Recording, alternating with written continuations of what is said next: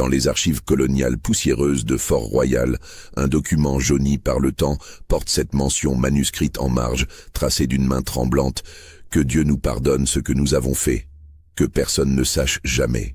Daté du 15 août 1783, ce registre mentionne la disparition inexpliquée de 6 contremaîtres de l'habitation Saint-Laurent, une plantation sucrière située dans les hauteurs de la Martinique. Mais ce que le document ne dit pas, ce sont les circonstances dans lesquelles ces hommes ont été retrouvés 3 jours plus tard, et ce qui leur était arrivé. Une seule chose était certaine, quelque chose d'impensable s'était produit dans cette plantation.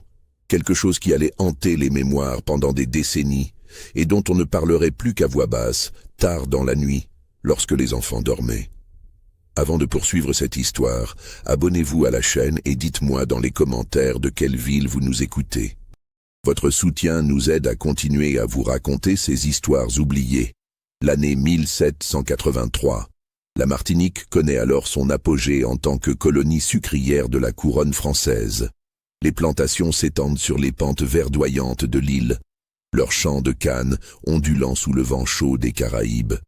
Mais derrière cette apparence prospère se cache une réalité bien plus sombre. L'économie de plantation repose entièrement sur le travail forcé de milliers d'Africains déportés, réduits à l'état de biens meubles par le Code noir. L'habitation Saint-Laurent se dresse dans les mornes du nord de l'île, à plusieurs heures de marche de Fort-Royal. C'est une exploitation moyenne selon les standards de l'époque.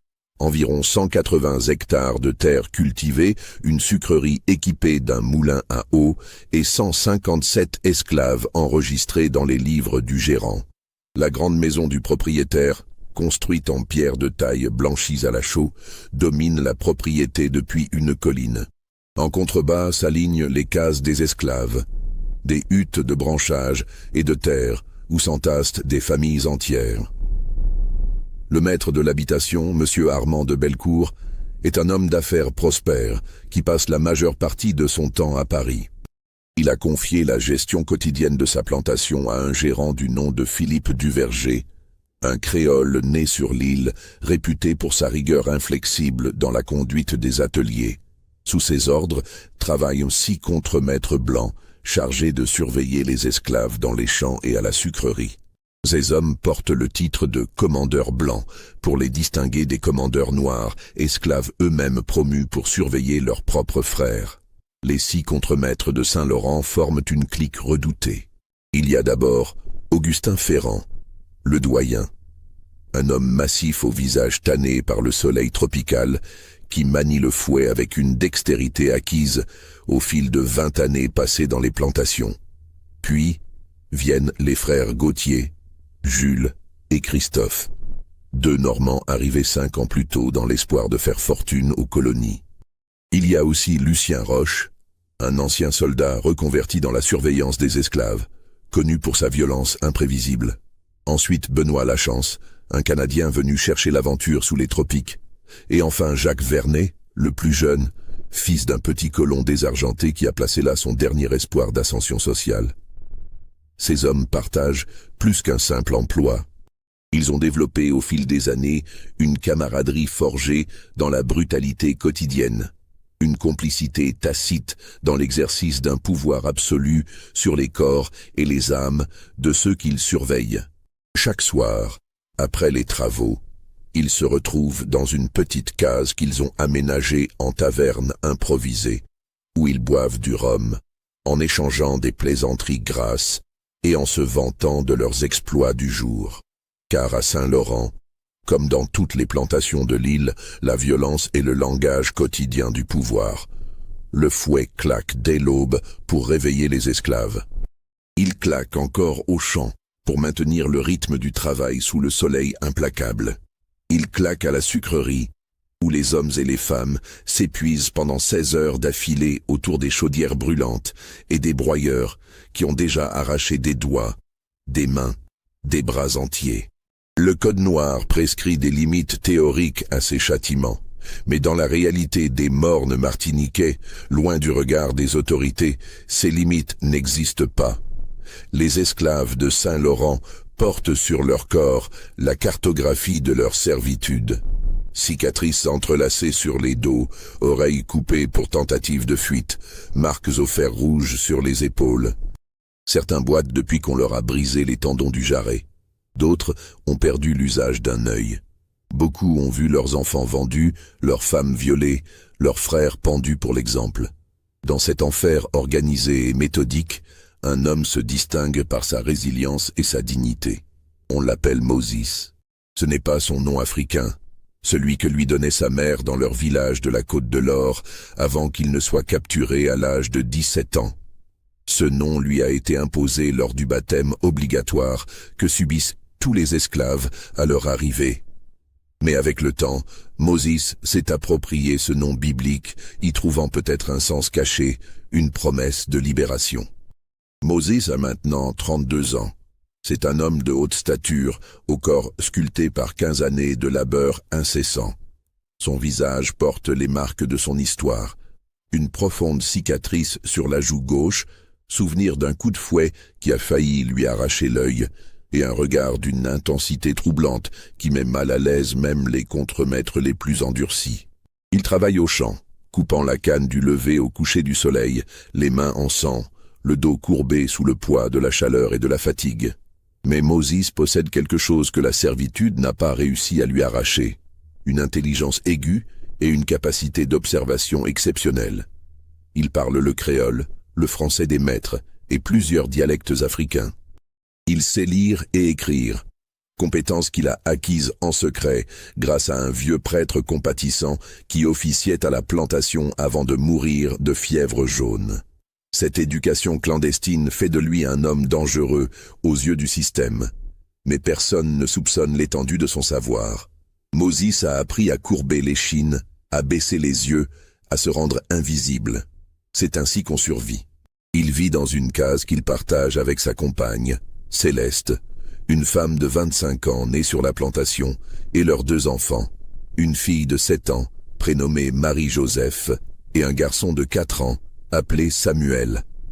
Céleste travaille comme domestique à la grande maison, ce qui est considéré comme une position privilégiée, mais qui comporte ses propres dangers. Les domestiques sont plus proches des maîtres, donc plus exposés à leurs caprices et à leur cruauté raffinée. Autour de Moses et Céleste gravitent d'autres figures essentielles à la survie quotidienne. Il y a le vieux Toussaint, un homme de 65 ans, dont le dos est couvert d'une toile d'araignée de cicatrices, dernier survivant de sa génération, mémoire vivante de 40 années d'horreur. Il y a Janvier, un jeune homme de 20 ans au caractère fougueux, qui parle ouvertement de révolte et que Moses doit régulièrement tempérer pour éviter qu'il ne se fasse tuer. Il y a aussi Suzanne, une guérisseuse qui connaît les secrets des plantes et qui soigne les blessures que les maîtres infligent. Et puis Étienne, le forgeron de la plantation, un colosse muet depuis qu'on lui a arraché la langue pour avoir osé parler aux maîtres, mais dont les mains habiles peuvent façonner n'importe quel outil en métal. Ces hommes et ces femmes forment une communauté soudée par la souffrance partagée. Ils ont développé des codes, des signaux, des manières de communiquer sous le nez des surveillants. Le dimanche, seul jour de repos accordé par le code noir, ils se rassemblent pour cultiver les petits jardins qui leur permettent de compléter la maigre ration fournie par le maître. C'est lors de ces moments volés que circulent les nouvelles, les espoirs, les rumeurs venues d'autres plantations, car en cette année 1783, des bruits courent sur l'île. On parle de changements en France, de débats à Paris sur le sort des colonies, de philosophes qui remettent en question le droit de posséder des êtres humains. Ces nouvelles, déformées, amplifiées, créent une tension palpable. Les maîtres sont plus nerveux, plus prompts à la violence. Ils sentent que quelque chose est en train de changer, que leur monde repose sur des fondations plus fragiles qu'ils ne voudraient l'admettre. À Saint-Laurent, cette tension se manifeste par un durcissement des conditions de travail. Monsieur Duverger, le gérant, sous pression de Monsieur de Bellecour qui exige des rendements toujours plus élevés, a augmenté les quotas de production. Les heures de travail s'allongent, les rations diminuent, les punitions se font plus sévères pour des fautes toujours plus insignifiantes. Les 6 contremaîtres, sentant l'inquiétude de leurs supérieurs, redoublent de zèle dans l'exercice de leurs fonctions. C'est dans ce contexte tendu que va se produire l'incident qui va tout faire basculer. Le 23 juillet 1783. Une journée comme les autres commence à l'habitation Saint-Laurent. La cloche sonne avant l'aube, arrachant les esclaves à un sommeil trop court. Moses se lève, réveille doucement sa femme et ses enfants. Céleste doit se rendre à la grande maison pour préparer le petit déjeuner des maîtres. Les enfants, trop jeunes encore pour le travail des champs, resteront sous la surveillance de vieilles femmes trop épuisées pour autre chose. Moses rejoint les autres hommes de son atelier devant la case du contremaître Augustin Ferrand. Celui-ci distribue les tâches du jour. L'équipe de Moses doit se rendre dans le champ nord pour commencer la coupe de la nouvelle parcelle de canne arrivées à maturité. C'est un travail éreintant. Il faut couper les tiges à la base avec une machette émoussée, arracher les feuilles coupantes, porter les fagots jusqu'aux charrettes qui les transporteront à la sucrerie. La matinée s'écoule dans la chaleur étouffante. Le soleil monte dans le ciel, transformant les champs en fournaises. Les hommes travaillent en silence, le dos courbé, les gestes mécaniques. Ferrand et Jules Gauthier les surveillent depuis l'ombre d'un manguier, fouets à la ceinture, mousquets chargés posés contre le tronc. Vers midi, au moment de la pause accordée pour le repas, Moses remarque l'absence de Céleste.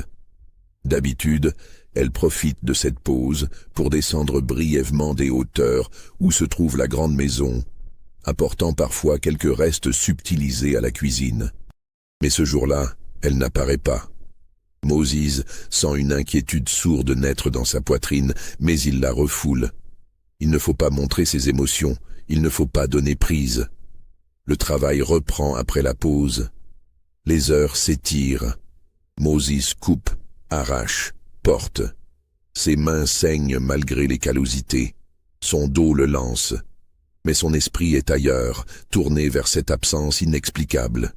Ce n'est qu'au crépuscule, lorsque la cloche annonce la fin de la journée, que Moses apprend la vérité. Le vieux Toussaint l'attend près de sa case, le visage fermé, les yeux fuyants. D'une voix basse, presque inaudible, il lui dit « Moses, il faut que tu saches, c'est Céleste, les contremaîtres, à la sucrerie. » Moses sent le monde basculer autour de lui. Il force Toussaint à parler, à tout raconter. Et l'histoire qui sort, mot par mot, est celle d'une horreur banale dans ce monde sans loi. Céleste avait terminé son service à la grande maison en début d'après-midi. En redescendant vers les cases, elle avait dû passer près de la sucrerie. Les 6 contremaîtres s'y trouvaient, buvant du rhum à l'ombre d'un appentis, profitant de l'absence momentanée de M. Duverger, parti à Fort-Royal pour affaires. Ils avaient interpellé Céleste. Lui avait ordonné de s'approcher. Elle avait obéi, comme on le lui avait appris depuis l'enfance. Ce qui s'était passé ensuite, personne n'en avait été témoin direct, mais les cris de Céleste avaient été entendus par plusieurs esclaves travaillant aux alentours. Des cris qui avaient duré longtemps. Trop longtemps. Puis le silence. Quand Suzanne la guérisseuse avait été autorisée à entrer dans la sucrerie, elle avait trouvé Céleste recroquevillée dans un coin, le corps brisé, le regard vide. Les 6 hommes étaient là, achevant leur beuverie, riant encore de leurs exploits. Ils avaient violé Céleste à tour de rôle, se passant son corps comme on se passe une bouteille. Puis, pour s'amuser, ils l'avaient battue. Ferrand avait utilisé son fouet. Christophe Gauthier avait employé ses poings. La Chance, ivre, avait brûlé sa peau avec un bout de fer chauffé dans les chaudières. Quand ils en avaient eu terminé, ils avaient simplement ordonné à Céleste de retourner à sa case et de la fermer si elle savait ce qui était bon pour elle et pour ses morveux. Suzanne avait ramené Céleste jusqu'à la case de Moses. Elle l'avait allongée sur la paillasse, avait nettoyé ses blessures, appliqué des cataplasmes. Mais certaines blessures ne se soignent pas avec des plantes. Les enfants, Marie-Joseph et Samuel terrifiés, se tenaient dans un coin, fixant leur mère qui ne les reconnaissait plus. Quand Moses entre dans sa case, il trouve Céleste dans un état de choc profond. Elle ne parle pas, elle ne pleure pas. Elle fixe le plafond de chaume, les yeux grands ouverts mais ne voyant rien. Suzanne lui parle à voix basse.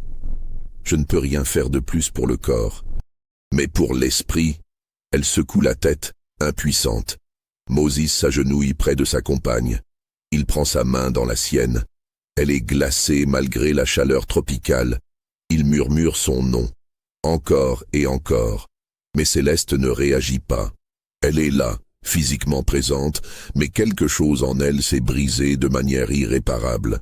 Les enfants s'approchent, touchent timidement le bras de leur mère. Marie-Joseph demande « Papa, pourquoi maman ne nous parle pas ?» Moses ne sait que répondre. Comment expliquer à une enfant de 7 ans l'inexplicable? Comment dire que les hommes qui portent le fouet ont le droit de détruire les vies sur un caprice? Cette nuit-là, Moses ne dort pas. Il reste assis sur le sol de terre battue, tenant la main de Céleste, écoutant la respiration de ses enfants endormis. Dans sa poitrine, quelque chose est en train de se transformer. La résignation qui l'a maintenu en vie pendant 15 ans. Cette capacité à encaisser l'humiliation et la douleur en se disant que c'est le prix de la survie, cette résignation se fissure. À l'aube, quand la cloche sonne, Céleste n'a toujours pas bougé, n'a toujours pas parlé. Suzanne revient, examine la jeune femme, secoue à nouveau la tête. Son corps guérira peut-être, mais son esprit, je ne sais pas si elle reviendra jamais. Moses doit retourner au champ. C'est la loi de la plantation. Peu importe ce qui arrive, le travail continue. Il confie ses enfants aux vieilles femmes, supplie Suzanne de rester près de Céleste et sort dans la lumière crue du matin. Mais quelque chose en lui a changé. Quand il croise le regard d'Augustin Ferrand ce matin-là, il ne baisse pas les yeux comme d'habitude. Pendant une fraction de seconde, son regard soutient celui du contremaître. C'est un geste infime, presque imperceptible, mais lourd de signification. Ferrand le remarque, fronce les sourcils, porte la main à son fouet. Puis Moses détourne le regard, courbe les épaules, redevient l'esclave docile qu'on attend de lui. Mais Ferrand a vu quelque chose dans ses yeux, quelque chose qui ressemblait à une promesse. Les jours qui suivent s'écoulent dans une tension palpable. Céleste reste prostrée dans la case, refusant de manger, de boire, de parler. Suzanne force un peu d'eau entre ses lèvres, applique des onguents sur ses blessures qui s'infectent malgré les soins. Les enfants ne comprennent pas ce qui arrive à leur mère. Marie-Joseph pleure la nuit. Samuel, trop jeune pour saisir l'ampleur du drame, demande sans cesse quand maman va se réveiller. Moses accomplit ses tâches quotidiennes comme un automate. Il coupe la canne, charge les charrettes, obéit aux ordres. Mais son esprit travaille sans relâche. Il observe tout, note tout, les habitudes des contremaîtres, leurs horaires, leurs routines, l'endroit où ils rangent leurs armes, les moments où ils sont seuls, vulnérables. Au bout d'une semaine, Céleste développe une fièvre intense. Suzanne reconnaît les signes, les blessures se sont gangrenées. Elle fait ce qu'elle peut avec ses remèdes, mais dans l'atmosphère étouffante et insalubre de la case, l'infection progresse inexorablement. Céleste brûle de fièvre, délire, appelle sa mère morte depuis longtemps. Moses demande l'autorisation de voir Monsieur Duverger. C'est une démarche périlleuse. Un esclave qui réclame audience avec le gérant peut être fouetté rien que pour son insolence. Mais il doit essayer. Il doit obtenir de l'aide pour Céleste. Le gérant le reçoit sur la galerie de la grande maison, un cigare à la main, l'air agacé d'être dérangé. Moses explique la situation de sa femme, demande qu'on fasse venir le chirurgien de Fort-Royal. Duverger l'écoute d'une oreille distraite puis éclate de rire. Un chirurgien? Pour une négresse? Tu sais combien coûte une visite de chirurgien, Moses? Plus que ta valeur et celle de ta femme réunies. Si elle meurt, je la remplacerai. Il y a un convoi qui arrive de Nantes le mois prochain. Moses serre les poings dans son dos. Il insiste, explique que Céleste est une bonne domestique, que son travail a de la valeur. Duverger l'interrompt d'un geste impatient. Écoute-moi bien. Ta femme s'est attirée des ennuis avec mes contremaîtres. Elle a dû faire quelque chose pour les provoquer. Ces hommes travaillent dur et ont le droit à quelques distractions. Si elle survit, tant mieux pour toi. Si elle meurt, c'est la volonté de Dieu. Maintenant, retourne au champ avant que je ne te fasse fouetter pour insubordination. » Moses s'en va, le cœur rempli d'une rage froide. Il comprend dans ce moment que la justice n'existe pas pour lui, que les lois du Code noir censées protéger les esclaves ne sont que des mots vides de sens. Il comprend que Céleste ne compte pas, que ses enfants ne comptent pas, qu'il ne compte pas. Ils ne sont que des outils vivants, remplaçables, jetables. 2 jours plus tard, le 31 juillet au soir, Céleste meurt dans d'atroces souffrances.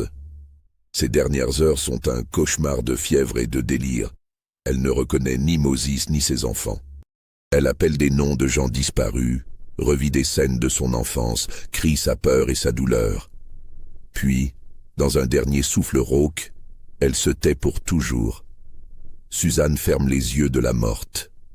Le vieux Toussaint aide Moses à envelopper le corps dans un vieux drap. Les enfants, qui ont assisté à l'agonie de leur mère, sont en état de choc. Marie-Joseph, l'aînée, semble avoir vieilli de 10 ans en 1 semaine. Samuel ne parle plus, fixe le vide avec des yeux trop grands pour son petit visage.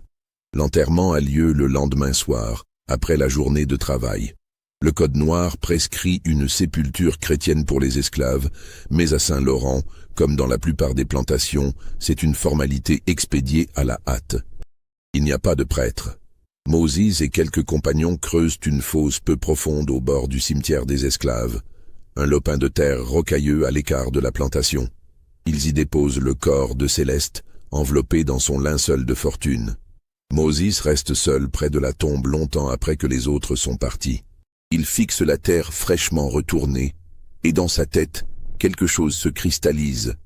Ce n'est plus de la colère diffuse, c'est quelque chose de plus froid, de plus concentré. Un dessein, une résolution. Cette nuit-là, alors que ses enfants dorment épuisés par les larmes, Moses sort discrètement de sa case. Il se rend jusqu'à la forge, où vit Étienne, le forgeron muet. Les 2 hommes se connaissent depuis longtemps, ont développé une forme de communication silencieuse. Moses dessine dans la poussière. Étienne observe, comprend, hoche la tête. Ses mains se mettent au travail sur des morceaux de métal récupérés, façonnant dans la pénombre des objets dont l'usage n'apparaîtra que plus tard. Les jours suivants, Moses mène une double vie. En surface, il est l'esclave brisé par le deuil, silencieux, les yeux baissés, accomplissant ses tâches sans un mot. Mais en secret, il prépare quelque chose. Il parle à Toussaint, à Janvier, à quelques autres hommes sûrs. Il ne leur dit pas tout, pas encore. Mais il sème des graines, des questions, des observations. Les 6 contremaîtres, pendant ce temps, ont rapidement oublié l'incident. Pour eux, Céleste n'était qu'une distraction parmi d'autres, un moment de plaisir volé dans la monotonie de leur journée. Que la négresse soit morte des suites de leur jeu ne les émeut guère. Après tout, ces créatures sont fragiles, se disent-ils en riant autour de leur bouteille de rhum. Ils ont déjà jeté leur dévolu sur d'autres femmes de la plantation. Mais ils remarquent quand même quelque chose. Moses, le mari de la morte, ne les regarde plus jamais dans les yeux. Il est devenu une ombre, un fantôme silencieux qui effectue son travail et disparaît. C'est exactement l'attitude qu'ils attendent d'un nègre qui a compris sa place. Ils se félicitent même entre eux d'avoir remis ce Moses à sa place et d'avoir donné une bonne leçon à cette Céleste trop fière. Ce qu'ils ne voient pas, c'est que dans le silence de Moses se prépare quelque chose qu'aucun d'eux ne pourrait imaginer. Car Moses n'a pas baissé les yeux par soumission. Il les a baissés pour mieux observer, pour mieux planifier. Le mois d'août s'écoule dans la chaleur étouffante de la saison des pluies. Les averses tropicales transforment les chemins en bourbiers. La végétation explose en un vert violent. Dans les champs, les cannes poussent avec une vigueur redoublée, promettant une récolte exceptionnelle. Monsieur Duverger se frotte les mains en pensant aux profits à venir. Monsieur de Bellecour, depuis son hôtel particulier parisien, écrit des lettres pressantes réclamant des résultats toujours plus élevés. Les 6 contremaîtres augmentent encore la pression sur les esclaves. Les journées s'allongent. Certains jours, le travail commence avant même que le soleil ne se lève et ne se termine qu'à la nuit tombée. Les rations diminuent. Pourquoi nourrir correctement ces créatures quand on peut économiser sur les dépenses? Les punitions se multiplient pour des fautes de plus en plus insignifiantes. Un regard de travers, un geste trop lent, une réponse perçue comme insolente. Moses endure tout cela en silence. Il a confié ses enfants aux soins de vieilles femmes de la plantation. Marie-Joseph et Samuel vivant désormais avec une grand-tante qui fait ce qu'elle peut pour les nourrir et les protéger. Moses lui-même dort peu, mange moins encore. Son corps maigrit, ses traits se creusent. Mais ses yeux, dans les rares moments où quelqu'un peut les voir, brillent d'une intensité fébrile. Car Moses poursuit méthodiquement ses préparatifs. Chaque soir, après le travail, il observe les mouvements des contremaîtres. Il note mentalement leurs habitudes. Ferrand aime faire une dernière ronde des champs après le dîner, seul, fumant sa pipe dans le crépuscule.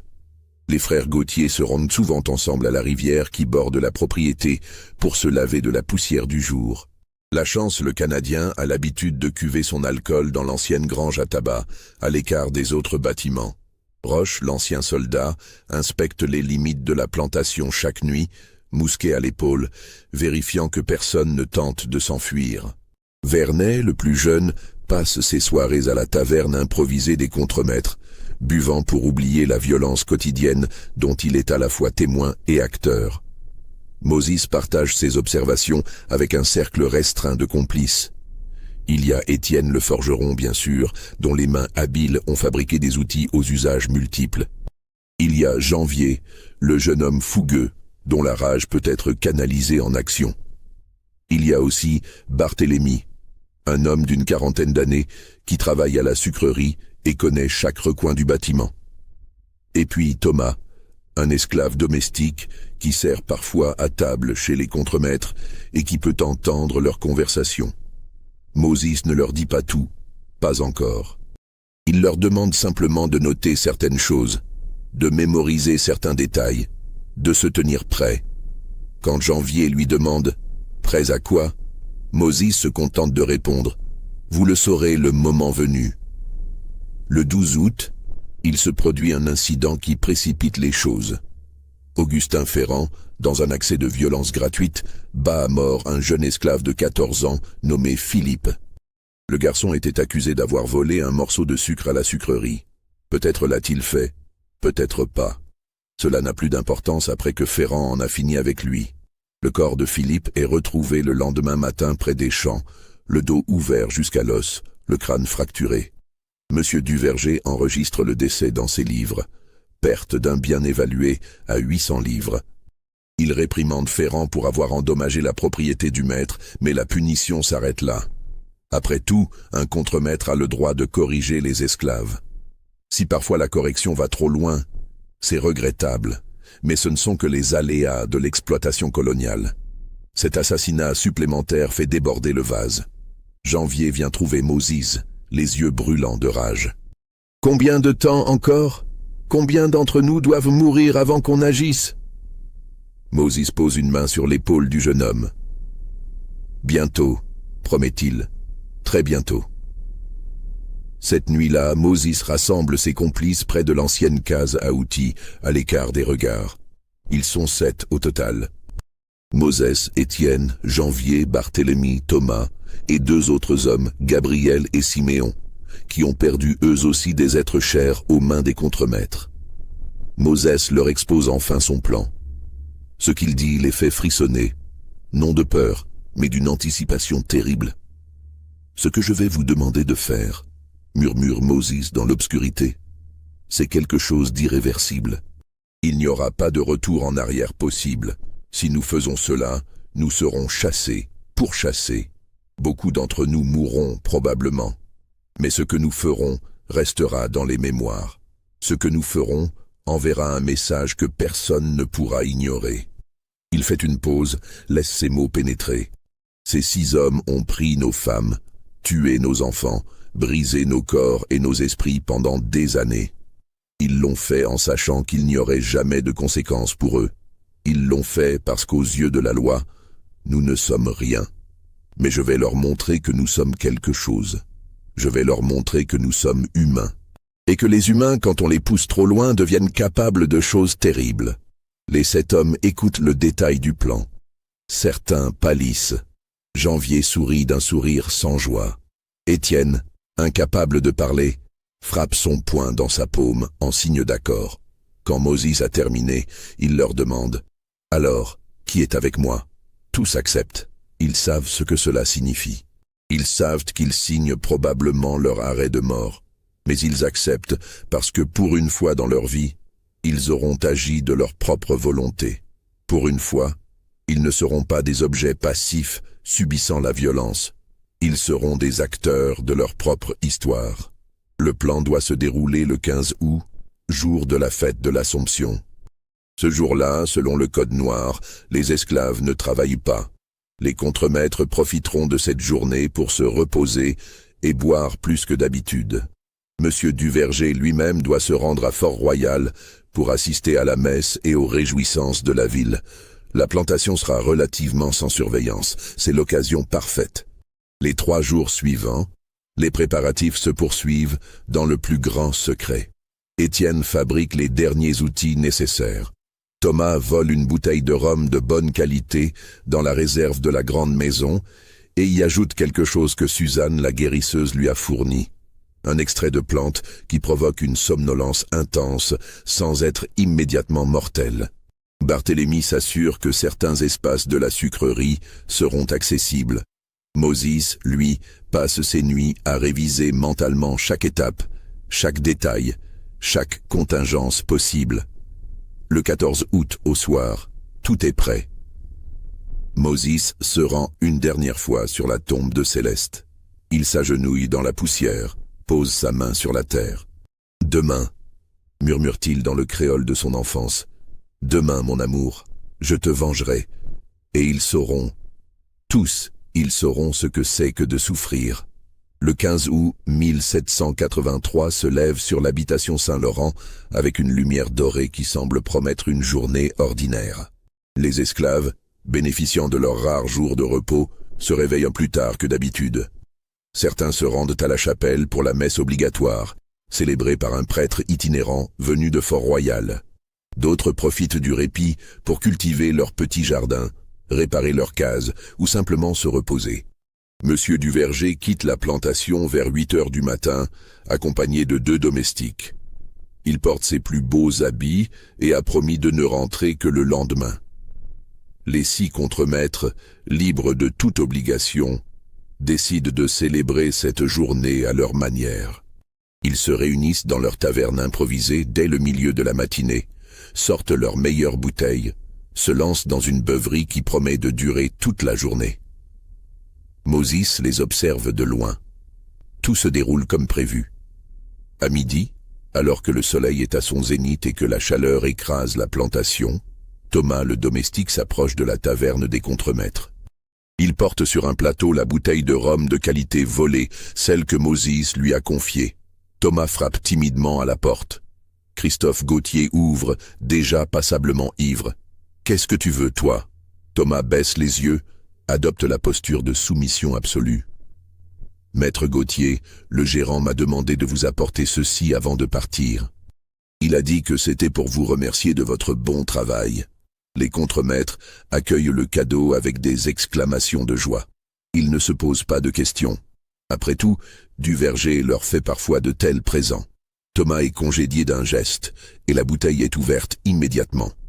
Le rhum, excellent, circule entre les 6 hommes. Ils le boivent à grande lampée, se resservent généreusement. Ce qu'ils ne savent pas, c'est que le rhum contient un narcotique puissant, une décoction de plantes soporifiques que Suzanne a préparée. La dose n'est pas mortelle. Moses ne veut pas d'une mort si facile pour ces hommes. Non, il veut qu'ils soient conscients de ce qui va leur arriver. Le narcotique les plongera simplement dans un état de confusion et de faiblesse qui les rendra incapables de résister. 1 heure passe. 2 heures. Moses attend patiemment, caché dans une case abandonnée d'où il peut surveiller la taverne. Les voix des contremaîtres, d'abord bruyantes et joyeuses, se font progressivement plus pâteuses, plus confuses. À travers la fenêtre ouverte, Moses peut les entendre trébucher, rire de façon hystérique, puis un silence progressif s'installe. Le moment est venu. Moses fait un signal discret. Ses 6 complices émergent de différents endroits où ils se tenaient cachés. Ils convergent vers la taverne. Étienne porte un sac contenant les outils qu'il a forgés. Janvier a une machette, celle qu'on utilise pour couper la canne. Les autres sont armés de gourdins, de cordes, de tout ce qu'ils ont pu réunir discrètement. Ils pénètrent dans la taverne. L'odeur de rhum et de sueur est suffocante. Les 6 contremaîtres sont affalés sur des bancs, des chaises, le sol. Certains ronflent. D'autres geignent faiblement, les yeux mi-clos, incapables de coordonner leurs mouvements. Le narcotique a fait son effet. Ce qui se passe ensuite est organisé avec une précision chirurgicale. Moses a tout planifié dans les moindres détails. Les contremaîtres, trop faibles pour résister efficacement, sont traînés un par un hors de la taverne. Leurs mains sont liées dans le dos avec des cordes solides. Leurs pieds sont entravés. Des bâillons sont enfoncés dans leur bouche pour étouffer leurs cris naissants. Augustin Ferrand, le plus lourd, nécessite 4 hommes pour être déplacés. Jules et Christophe Gauthier sont portés ensemble, leurs corps inertes ballottants. La Chance vomit à travers son bâillon, ses yeux roulant dans leurs orbites. Roche tente faiblement de se débattre, mais n'a plus la force. Vernet, le plus jeune, pleure en silence, comprenant dans son état de confusion que quelque chose de terrible est en train de se produire. Les 7 esclaves transportent leurs prisonniers jusqu'à la sucrerie. Le bâtiment est désert en ce jour férié. C'est un espace vaste, dominé par les énormes chaudières de cuivre où l'on fait bouillir le jus de canne, les broyeurs mécaniques actionnés par le moulin à eau, les bassins de décantation. C'est ici que tant d'esclaves ont perdu des membres, se sont brûlés, sont morts d'épuisement. C'est ici que Céleste a été violée et torturée. C'est ici que Moses a choisi d'accomplir sa vengeance. Les contremaîtres sont attachés solidement à 6 chaises disposées en cercle au centre de la sucrerie. Leurs liens sont vérifiés, revérifiés. Il ne faut pas qu'ils puissent s'échapper. Moses ordonne ensuite à ses complices de jeter de l'eau froide sur les prisonniers. L'effet du narcotique commence à se dissiper légèrement. Les 6 hommes reprennent progressivement conscience, sortant de leur torpeur pour découvrir l'horreur de leur situation.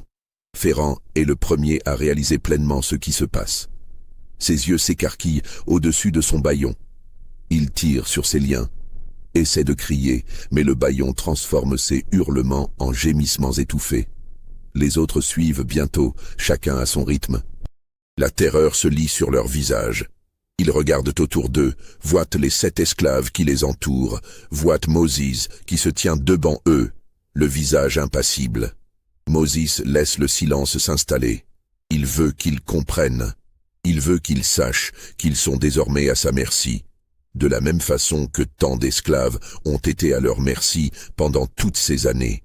Il veut qu'ils goûtent à l'impuissance, à la terreur, à la certitude qu'aucune aide ne viendra. Puis, d'une voix calme et posée, Moses commence à parler. Il parle en français, pas en créole, voulant qu'ils comprennent parfaitement chaque mot. « Messieurs », commence-t-il, et ce mot prononcé par un esclave pour s'adresser à ses maîtres a quelque chose d'obscène, d'inversé. Vous vous demandez sans doute ce qui va vous arriver. Permettez-moi de vous l'expliquer. Il fait quelques pas autour du cercle, regardant chacun des prisonniers dans les yeux. Pendant 15 ans, j'ai été votre esclave. Pendant 15 ans, j'ai subi vos coups, vos insultes, votre mépris. J'ai vu mes frères et mes sœurs mourir sous vos fouets. J'ai vu des enfants arrachés à leur mère. J'ai vu des vieillards battus à mort pour ne plus pouvoir travailler. Et je me suis tu. Je me suis soumis. Parce que c'est ce qu'on m'a appris à faire. Parce que la résistance signifie la mort. Il s'arrête devant Ferrand. Mais il y a 1 semaine, vous avez franchi une ligne. Vous avez pris ma femme, Céleste. Vous l'avez violée. Vous l'avez torturée. Vous l'avez brisée si complètement qu'elle en est morte. Et vous avez ri. Vous avez ri de sa souffrance. Moses se détourne, reprend son circuit autour du cercle. Alors j'ai compris quelque chose. J'ai compris que ma vie n'avait plus aucune importance. Que celle de mes enfants n'avait plus aucune importance. Nous sommes déjà morts aux yeux de ce monde. Nous ne sommes que des fantômes qui travaillent, qui souffrent, qui disparaissent. Mais avant de disparaître complètement, j'ai décidé de faire une chose. Une seule chose. Il se place au centre du cercle, regardant tour à tour chacun des 6 prisonniers. Je vais vous montrer ce que c'est que d'être impuissant. Ce que c'est que d'être à la merci de quelqu'un qui ne vous considère pas comme un être humain. Ce que c'est que de souffrir sans espoir de répit. Les contremaîtres se débattent frénétiquement dans leurs liens. Leurs cris étouffés résonnent dans la sucrerie vide. Mais personne ne peut les entendre. La plantation est endormie dans la torpeur de l'après-midi. Les autres esclaves sont loin, dans leurs cases ou leurs jardins. Personne ne viendra. Personne ne sauvera les bourreaux, qui pendant tant d'années ont été les sauveurs de personne. Moses fait un signe à Étienne. Le forgeron s'approche, ouvre le sac qu'il porte, il en sort des objets qu'il a fabriqués dans le secret de sa forge. Des pinces, des couteaux, des instruments dont la seule vue fait gémir les prisonniers de terreur anticipée. Moses s'approche du premier contremaître, Augustin Ferrand. Le doyen, celui qui a manié le fouet le plus longtemps, celui qui rit le plus fort en racontant ses exploits de violence. Moses retire le bâillon de sa bouche. Immédiatement, Ferrand se met à supplier. « Moses, écoute, on peut arranger ça. Je peux te donner ta liberté. Je peux parler au gérant. Je peux... » Moses le gifle avec une force qui fait claquer la tête de Ferrand sur le côté. « Tais-toi. Tu n'as plus le droit de parler. Tu n'as plus de pouvoir ici. Tu vas écouter, et tu vas comprendre. » Il prend une des pinces qu'Étienne a forgées. C'est un outil simple mais efficace, conçu pour saisir fermement. Moses attrape la main droite de Ferrand, déjà liée au bras de la chaise. Il positionne la pince autour du pouce du contremaître. « Tu te souviens de Philippe ?» demande Moses d'une voix douce. « Le garçon de 14 ans que tu as battu à mort il y a 3 jours. Il avait volé un morceau de sucre. Tu as jugé que cela méritait la mort. Aujourd'hui, je juge que tes crimes méritent quelque chose de différent. » Il serre la pince. Les os du pouce de Ferrand craquent. L'homme hurle, un cri déchirant qui résonne dans la sucrerie. Moses maintient la pression méthodique jusqu'à ce que le pouce soit complètement écrasé, réduit à une bouillie sanglante. Puis il passe à l'index, puis au majeur, puis à l'annulaire, puis à l'auriculaire. Chaque doigt est soigneusement, délibérément brisé et broyé.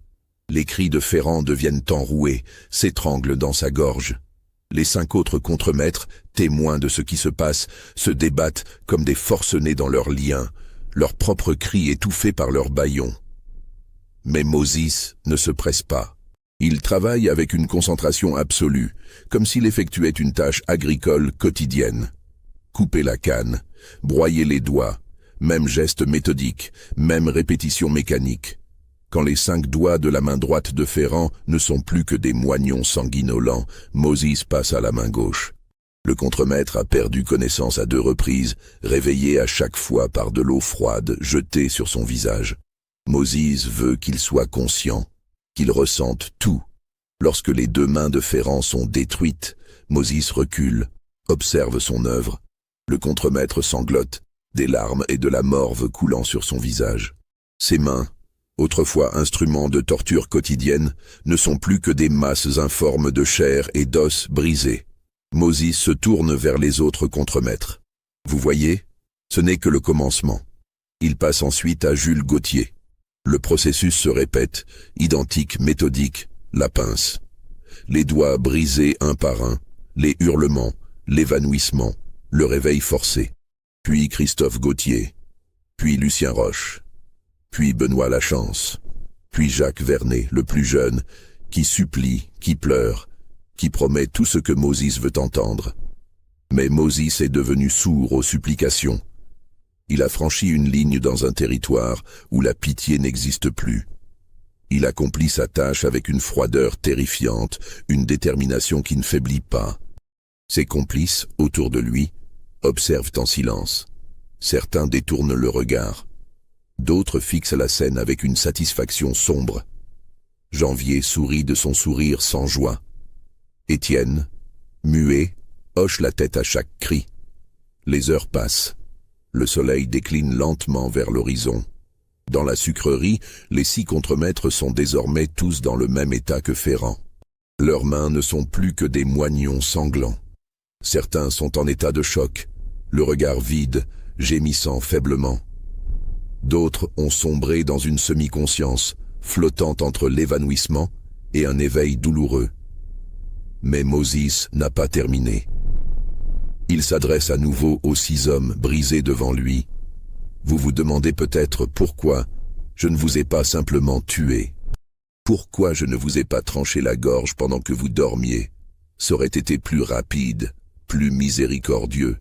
Mais la miséricorde, vous ne l'avez jamais montrée. Alors pourquoi la mériteriez-vous? Il fait un signe à Barthélemy. Celui-ci s'approche, portant 6 écuelles de métal remplies d'une bouillie rougeâtre. Moses en prend une, la tend à Ferrand. « Ouvre la bouche », ordonne-t-il. Ferrand secoue la tête, serrant les lèvres.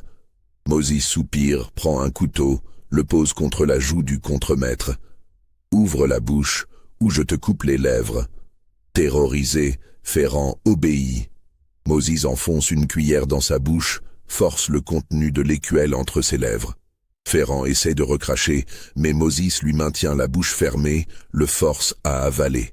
« Mange », siffle-t-il. « Mange ce que tu m'as donné. » Car le contenu des écuelles, c'est la chair et les os broyés des propres doigts des contremaîtres.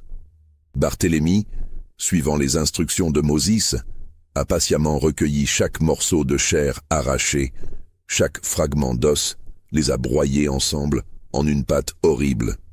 Et maintenant Moses force chaque contremaître à consommer sa propre chair mutilée. C'est un acte d'une cruauté inimaginable, d'une violence qui dépasse tout ce que même ces hommes habitués à la barbarie ont pu concevoir. Mais pour Moses, c'est une justice poétique. « Vous nous avez dévorés pendant toutes ces années », murmure-t-il en forçant Ferrand à avaler. « Vous avez consommé nos vies, notre sang, notre sueur.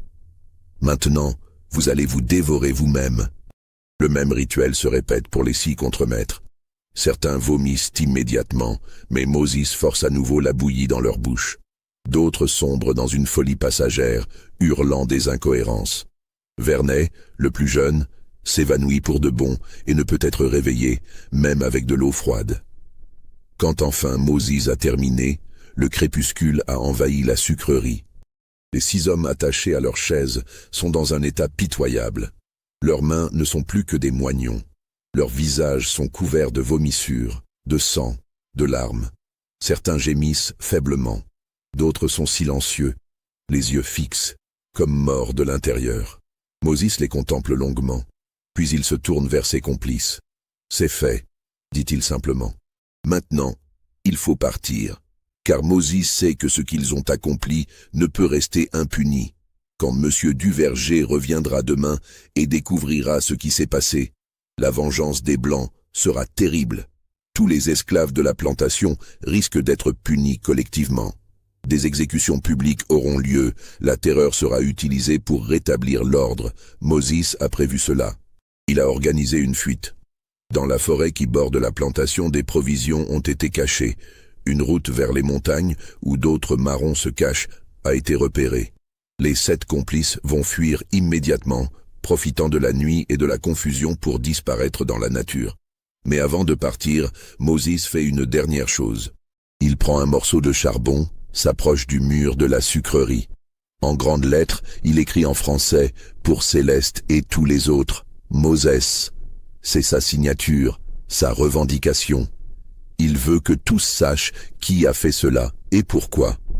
Les 7 hommes quittent alors la sucrerie, laissant derrière eux les 6 contremaîtres mutilés, toujours vivants, attachés à leurs chaises. Ils se séparent en 2 groupes pour mieux échapper aux poursuites inévitables. Moses, Étienne et Janvier partent vers le nord, vers les montagnes. Les 4 autres prennent une direction différente. Moses fait un dernier détour par sa case. Il réveille ses enfants endormis, Marie-Joseph et Samuel.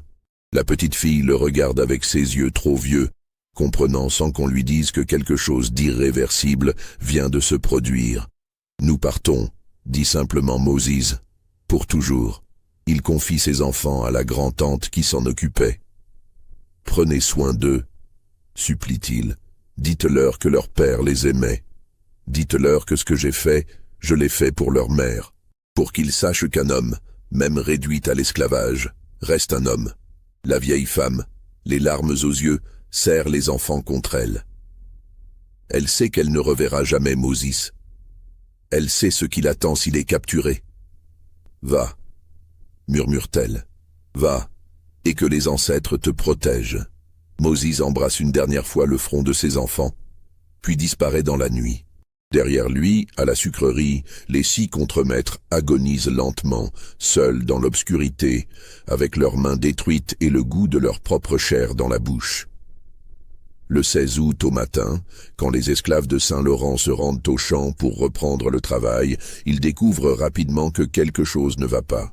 Les 6 contremaîtres, habituellement si prompts à distribuer ordre et coups de fouet, sont introuvables. Leur taverne est vide. Personne ne sait où ils sont. C'est un jeune esclave qui les découvre enfin. Envoyé à la sucrerie pour une course, il pénètre dans le bâtiment et pousse un cri d'horreur. Les 6 hommes sont toujours attachés à leur chaise, exactement où Moses les a laissés. Mais une nuit entière s'est écoulée. Certains sont morts, succombant au choc et à la perte de sang. D'autres vivent encore, mais à peine. Leurs gémissements faibles résonnent dans l'espace vide. L'alarme est donnée. Des esclaves accourent, puis s'arrêtent sur le seuil, pétrifiés par l'horreur de la scène. Monsieur Duverger, qui vient justement de rentrer de Fort-Royal, est immédiatement alerté. Il se précipite à la sucrerie, voit les 6 contremaîtres mutilés, lit le message laissé par Moses sur le mur. La réaction du gérant est d'abord de l'incrédulité. Comment est-ce possible ? Comment des esclaves ont-ils pu faire une chose pareille? Puis l'incrédulité cède la place à une rage froide. Il ordonne immédiatement le rassemblement de tous les esclaves de la plantation. Tous, sans exception, doivent se présenter devant la grande maison.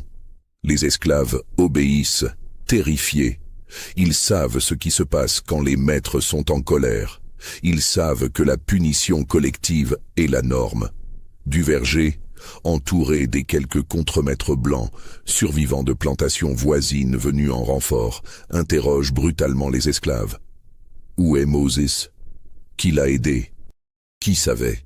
Mais personne ne parle, pas même sous les coups, pas même sous la menace de mort, car tous comprennent que ce que Moses a fait, aussi terrible soit-il, était un acte de résistance absolue, un refus total de la condition qui leur était imposée. Et dans le silence obstiné des esclaves, il y a une forme de solidarité, une reconnaissance tacite que Moses a franchi une ligne que personne n'avait osé franchir avant. Les autorités coloniales de Fort-Royal sont informées. Le gouverneur lui-même se déplace jusqu'à Saint-Laurent pour constater l'ampleur du drame. 3 des 6 contremaîtres sont morts dans la nuit. Les 3 autres survivront, mais ne retrouveront jamais l'usage de leurs mains. Ils seront rapatriés en France, brisés à jamais, hantés par le souvenir de ce qui leur est arrivé. Une chasse à l'homme massive est organisée. Des milices coloniales, des chasseurs d'esclaves professionnels, des chiens dressés sont mobilisés. Ils ratissent la forêt, les montagnes, chaque recoin de l'île. Des récompenses considérables sont offertes pour la capture de Moses et de ses complices. 2 des complices, Gabriel et Siméon, sont capturés au bout de 3 jours. Ils sont torturés pour obtenir des informations, mais ne révèlent rien. Puis ils sont exécutés publiquement à Fort-Royal, pendus sur la place principale, comme avertissement à tous les esclaves de l'île. Leurs corps sont laissés suspendus pendant des semaines, se décomposant lentement sous le soleil tropical. Les 5 autres, dont Moses, disparaissent, sans laisser de traces. Certains prétendront les avoir vus dans les montagnes, rejoignant les communautés de marrons qui vivent cachées dans la forêt. D'autres affirmeront qu'ils se sont enfuis sur un navire qui les a emmenés vers les îles anglaises. D'autres encore, plus tard, parleront de Moses comme d'un fantôme, une figure mythique qui apparaît parfois dans les plantations pour protéger les esclaves maltraités. La vérité, personne ne la connaît vraiment. Moses et ses 4 compagnons se sont évanouis dans les ombres de l'histoire. Ont-ils survécu? Ont-ils trouvé la liberté? Sont-ils morts dans la forêt, pourchassés jusqu'au bout? Le mystère demeure. À l'habitation Saint-Laurent, les conséquences de l'acte de Moses se font sentir pendant des mois.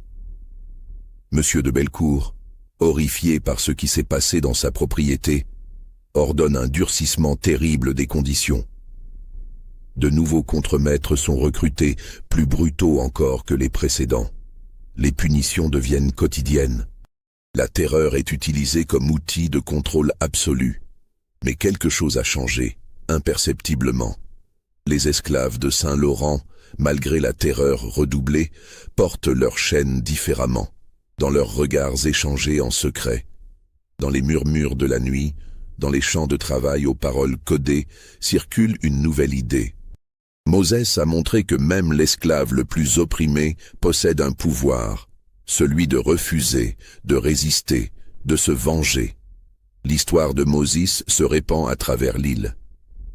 De plantation en plantation, les esclaves parlent de l'homme qui a osé faire l'impensable.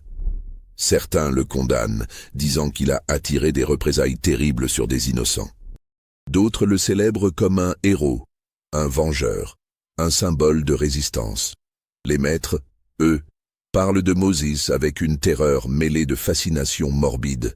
Il devient une légende noire, l'incarnation de leur pire cauchemar, l'esclave qui refuse de rester esclave. Les documents officiels concernant l'affaire Saint-Laurent sont étrangement incomplets. Beaucoup de pages ont été arrachées des registres coloniaux. Des témoignages ont été supprimés. Il semble qu'une volonté délibérée d'effacer, ou du moins de minimiser, les détails de ce qui s'est passé ait existé.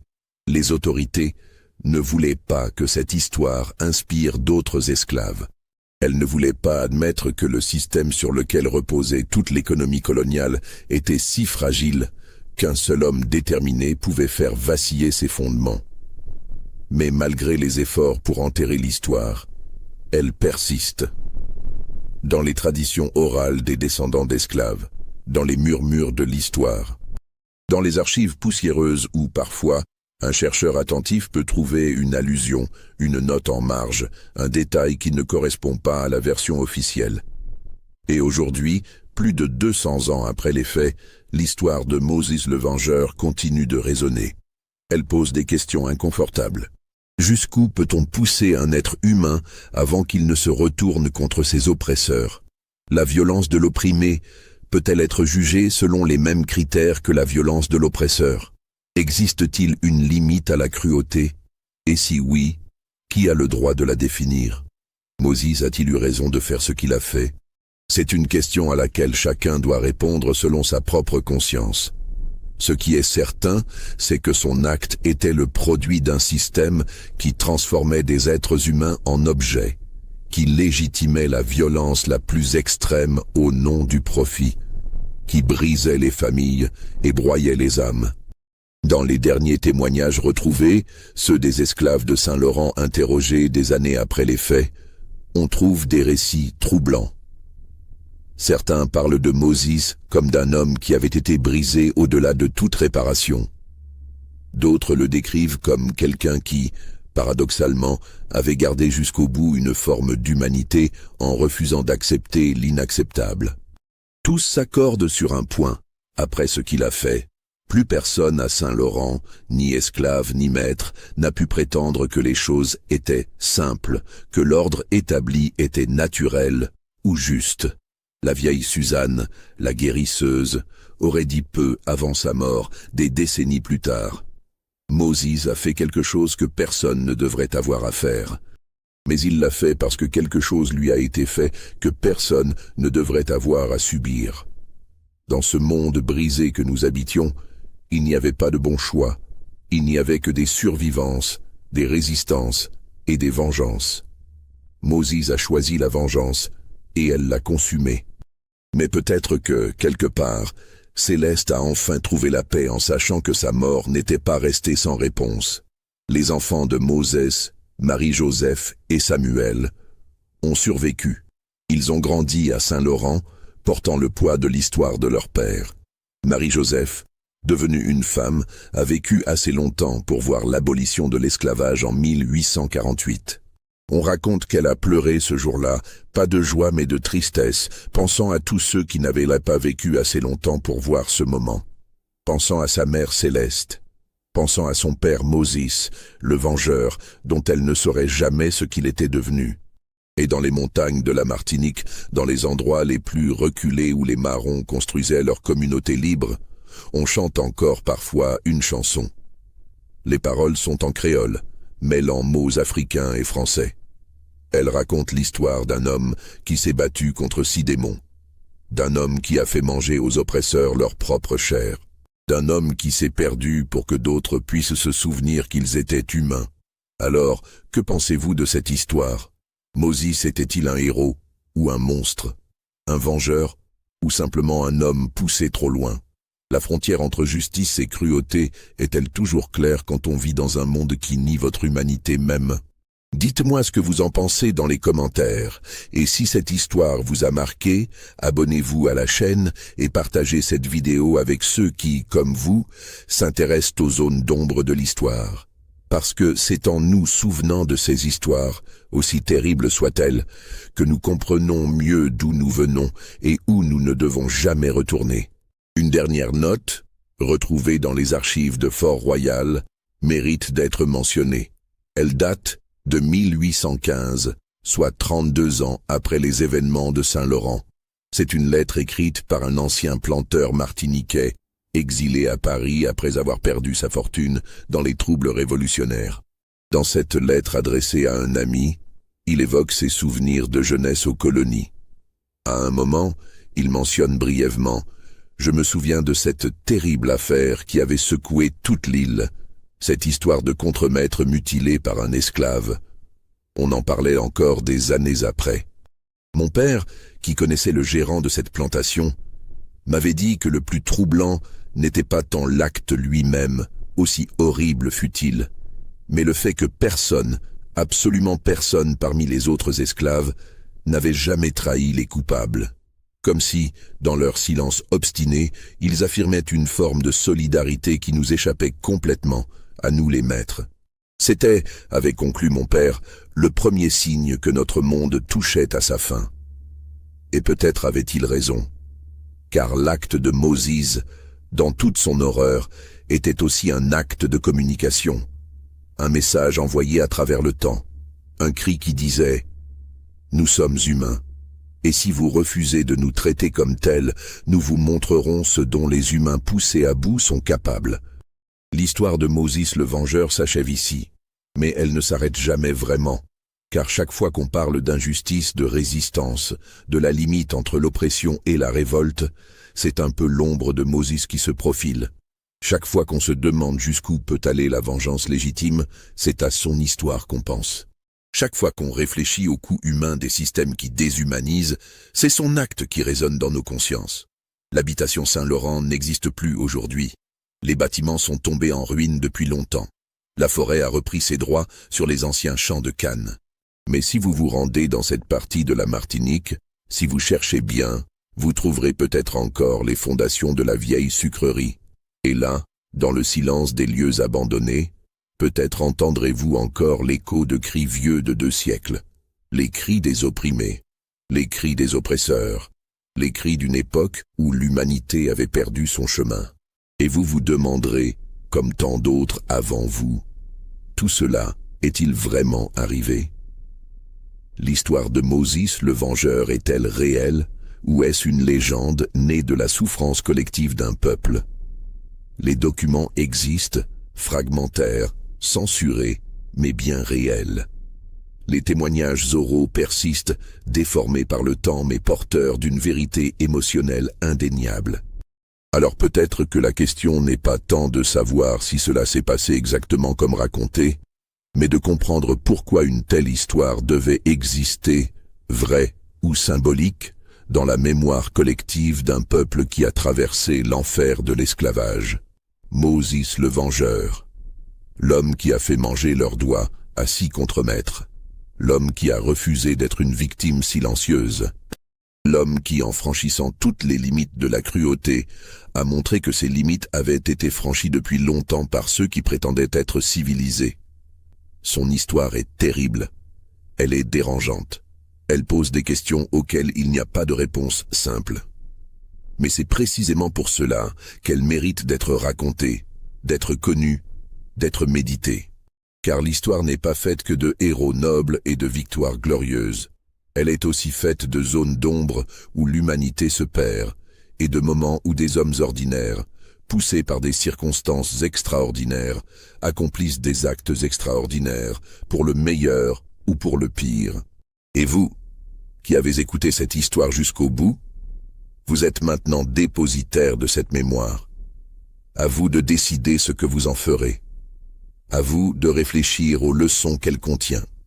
À vous de vous assurer que de tels systèmes d'oppression ne se reproduisent jamais, car quand ils se reproduisent, ils engendrent inévitablement des Moses, des hommes et des femmes qui n'ont plus rien à perdre et qui, dans leur désespoir, deviennent capables de l'impensable.